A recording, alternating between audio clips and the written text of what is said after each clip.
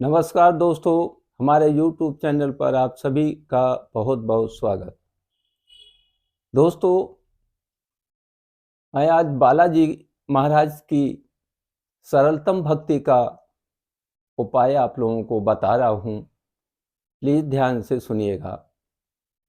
जो लोग इस कलयुग में बालाजी की शरण में जाना चाहते हैं, अति उत्तम, क्योंकि बालाजी को समझिए भगवान शंकर के 11वें रुद्र अवतार हैं। शंकर भोलेनाथ, जिनका 11वां रुद्र अवतार बालाजी का है।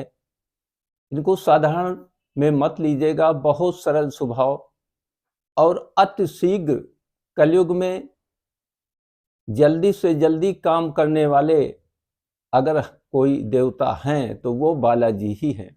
लेकिन आपको उनके हिसाब से रहना होगा, क्योंकि बालाजी बाल ब्रह्मचारी हैं। वो किसी भी तरह से नहीं चाहते कि हमारे भक्त में कोई कमी हो। तो आप अपनी कमी को दूर कीजिए, अपनी मनसा वाचा कर्मणा से शुद्ध होकर बालाजी की भक्ति करें। सरलतम भक्ति, कोई कठिन नहीं।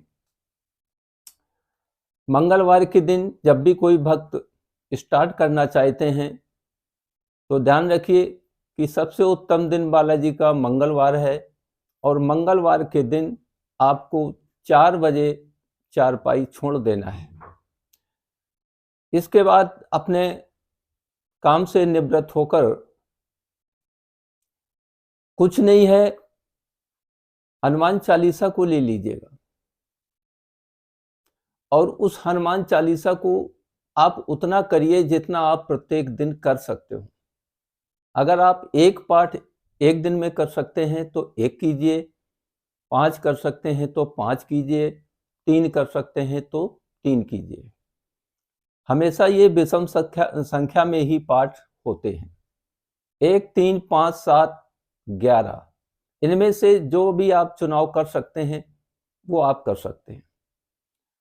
कोई इसमें जल्दीबाजी नहीं है, कोई जबरदस्ती नहीं है। जितना करें उतना प्रत्येक दिन होना चाहिए। मेन पॉइंट ये है। ये नहीं कि आज किया 5 पाठ, इसके बाद दूसरे दिन टाइम नहीं था तो 3 हो गया। ये नहीं होना चाहिए। अगर ऐसा होता है तो आपके फल की कटौती होती जाएगी, क्योंकि आप अपने नियम पर नहीं हैं। तो बालाजी से बोल दीजिएगा कि प्रभु, मैं एक पाठ यानी कि चालीसा का प्रत्येक दिन करूंगा और कोशिश करूंगा कि हम शुद्ध रहने की अपने जीवन में। बाकी प्रभु से क्षमा मांगिएगा, और जो भी आपके कार्य हैं भगवान को सब पता है। भगवान से कुछ कहिएगा नहीं, उनको मत कुछ बोलो। उनको जब भी ये शुरुआत आप करेंगे तो ध्यान ये रखिएगा कि हनुमान चालीसा स्टार्ट में प्रभु श्री राम को जरूर याद कीजिए और लास्ट में प्रभु श्री राम को जरूर याद कीजिए। राम कथा सुनबे को रसिया। जब भी आप बालाजी की भक्ति में प्रभु श्री राम का नाम लेते हैं तो हमारे बालाजी को बहुत अच्छा लगता है, क्योंकि भगवान श्री राम की कथा सुनने के लिए बालाजी इतने मगन रहते हैं। जहां भी होती है कथा प्रभु जरूर सुनते हैं। तो इसलिए जो भी भक्त अपने जीवन से परेशान है, संकट में है, संकट मोचन का सहारा लीजिए। इस कलयुग में संकट मोचन की ड्यूटी लगी हुई है। जब तक भगवान इस वसुंधरा पर नहीं आएंगे, संकट मोचन इस वसुंधरा पर लोगों के संकट काटने के लिए भगवान उनकी ड्यूटी लगा के गए, और तब तक ये ड्यूटी लगी हुई है। माता की भी ड्यूटी लगी हुई है, लेकिन माता माता है। आप माता के पुत्र बालाजी को बोलिए ना। माता की भी आप अगर सेवा करते हैं तब भी काम आपका बालाजी ही करेंगे। माता जी तो बैठ के एक जगह, बस जैसी माता जी की कृपा होती है काम बालाजी कर देते हैं।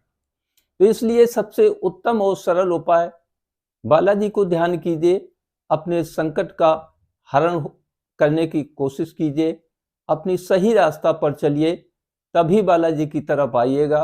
ये ध्यान रखिएगा, क्योंकि बालाजी को गलत बिल्कुल पसंद नहीं है ना दोस्तों। तो वीडियो के माध्यम से मैं ये आप सभी को बताना चाहता हूं कि जब भी कोई भी भक्त अपने जीवन से हार जाए, थक जाए और उसको लगे कि अब ये काम हमारा होना ही नहीं है, तब एक बार टेस्ट करके देख लीजिए बालाजी को। अगर कोई भक्त 5 बार चालीसा का पाठ करता है, यानी कि पंचमुखी हनुमान, तो बालाजी का ही एक स्वरूप है पंचमुखी हनुमान का। तो 5 बार उस चालीसा का पाठ कीजिए और निरंतर जब भी आप कहीं जाएंगे, आएंगे, कुछ भी करेंगे, जब भी आपको टाइम मिलेगा तो प्रभु श्री राम का नाम लेते रहें। प्रभु श्री राम का नाम लेने से ही बालाजी आपके प्रसन्न होते रहेंगे और प्रसन्न होंगे। आपका जो भी संकट होगा, कार्य होगा, चुटकी में दूर करने वाले हैं।